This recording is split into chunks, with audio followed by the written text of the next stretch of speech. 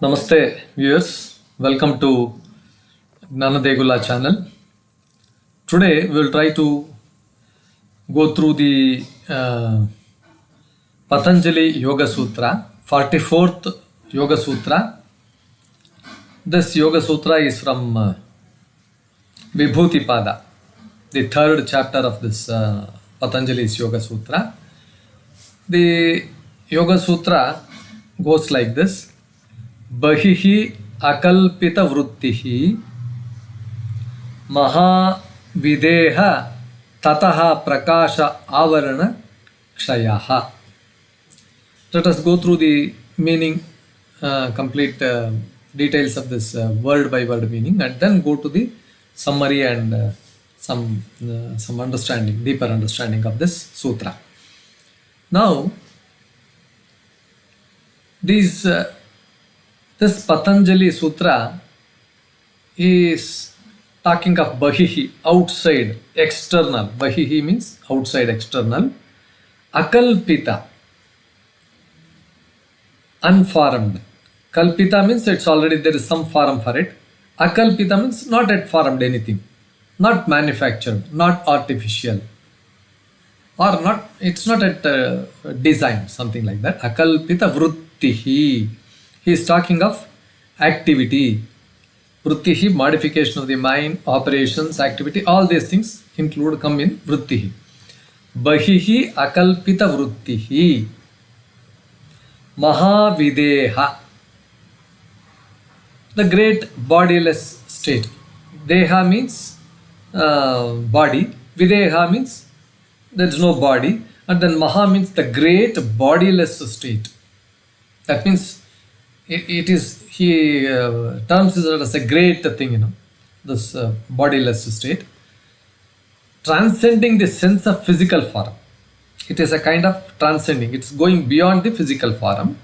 Tataḥ, from thence, as a result, prakāśa-āvaraṇa-kṣayaḥ. Prakāśa means light, illumination, inner brilliance, and pure consciousness. Avarana, covering, veil, obstruction. Kṣayaḥ, destruction, dissipation, removal. See, this avarana is removed, prakāśaḥ bhavati, like that. So, when the yogi restrains external, unformed, this mento-emotional operations, he attains the great bodiless state, that is Mahavideha. From this, the veil that covers inner light, Prakashavarana, is removed. This is what it means. So let us go through a little more in detail. This sutra is talking of something which is a very advanced yogic achievement. See, from the physical things, which a yogi can achieve, siddhis, he is going step by step, and then advancing towards the larger, advancing towards advanced achievements. Normally, our consciousness is tied to the body and shaped by constant mental patterns, vṛttis, that what we call it as. Here, Patanjali describes what happens when a yogi restrains external, unformed vṛttis. The yogi goes beyond the constant stream of impressions and desires that arise from outside experiences.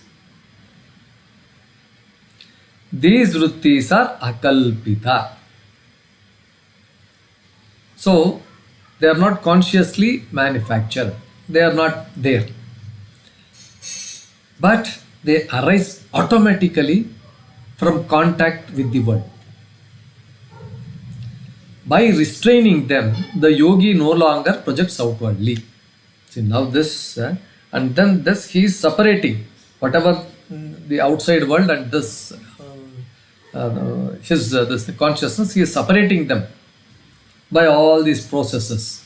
Yamana, yama, pranayama, pratyahara, all those ashtanga yogas and so many things, by meditation, all these things, he is removing that. Now, The next stage is Mahavideha, the great bodiless state. In this state, the yogi does not feel the limitation of the physical body. This thing is separated from this physical body. He perceives himself as pure consciousness, unbound by matter. It is like shedding the physical garment without dying. See? This body is not dead, this body is alive. But the contact between this body, this entire body, and this consciousness, what we call, that Atma, it is separated. It is as if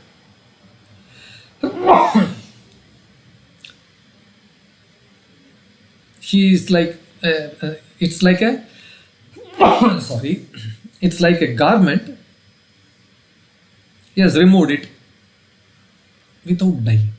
This body is not dead, but it is live, but he has no contact with the body. That is what? Mahavideha. Prakāśa-āvaraṇa-kṣayaḥ. This is the phrase here.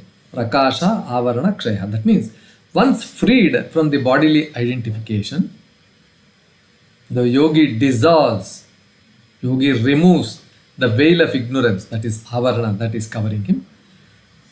The light of the self, that covers the light of the self, His awareness shines fully, unobstructed by mental darkness. This is the Prakāśa-āvaraṇa-kṣayaḥ. So, the Siddhi is not about escaping the body physically. The Siddhi, you are not escaping from this body, but about you are disengaging. You are not disengaging your consciousness from bodily identification. This body identification is different, and this consciousness, that is yours. That consciousness is not in contact with this bodily identification.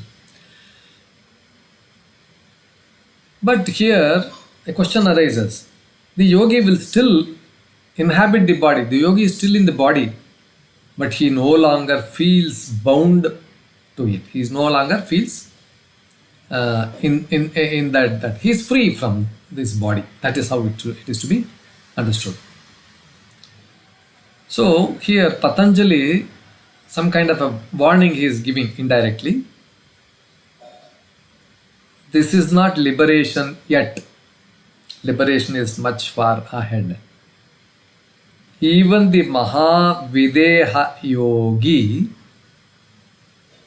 is still with cosmic boundaries. He is bound by certain things. True liberation, Kaivalya, comes only when even subtle identification with cosmic mind is transcended. See, now he goes step by step from the Kaivalya Pada is really a wonderful, sutras by Patanjali. And then he is going step by step, step by step. Now he has a yogi, he has come to the stage of a disengaging consciousness from bodily identification. But this also Patanjali warns, this is not a liberation yet.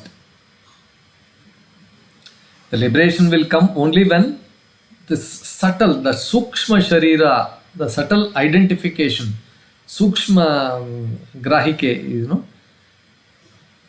even that is also transcended. Even you pass over that.